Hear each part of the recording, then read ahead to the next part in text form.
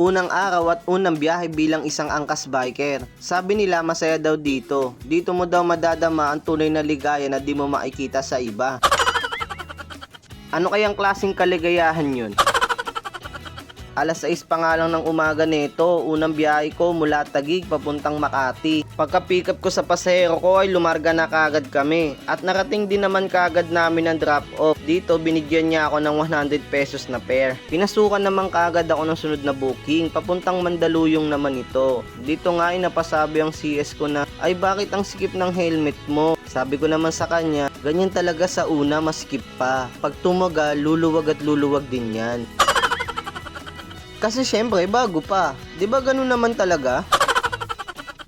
At pagkarating nga namin ng drop-off, binigyan niya ako ng 115 na pamasahe. Salamat po, ingat po kayo. Tapos, pinasukan naman kagad ako ng ikatlong booking. Grabe naman to si Angkas, napakalakas, di nauubusan ng booking. Long ride nga pala itong sumunod kong booking. Pagka pick up ko kay sir ay umalis na kagad kami. At pagkarating naman namin dito sa drop-off, ay binigyan niya ako ng 200 pesos na fare. Tapos, may pumasok kaagad na sunod na booking. Grabe, irate si ma'am, nagmumura na. Kasi kanina pa daw siya nagbubook, bakit wala daw uma-accept sa kanya?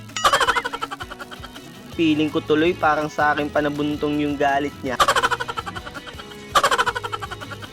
Narating naman namin kaagad yung drop off. Minadali ko na, baka malate pa at lalong magalit pa siya. 95 pesos nga pala ang pamasahe dito ni madam. At dito nga ay kakain na sana muna ako dahil nakaaramdam ako ng gutom. Pero pinasukan ako ng booking. Syempre, kukuhain natin yan. Pagka pick up ko sa pasahero ko dito, sabi ko sa kanya, mabilis lang ang biyahe namin. Sabi naman niya, ay pak, gusto ko yan. At pagkarating nga namin ng drop-off location ay binigyan niya ako ng 120 na pamasahe. Kaya pala gustong gusto niya yung mabilis kasi late na din daw pala siya. Husay.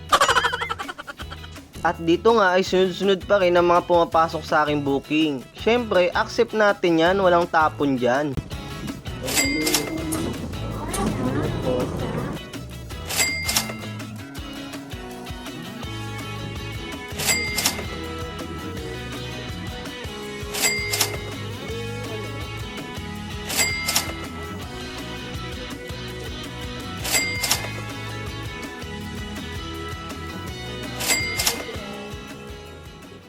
At dito nga ay napagpasyahan ko munang kumain. Wala gutom na talaga.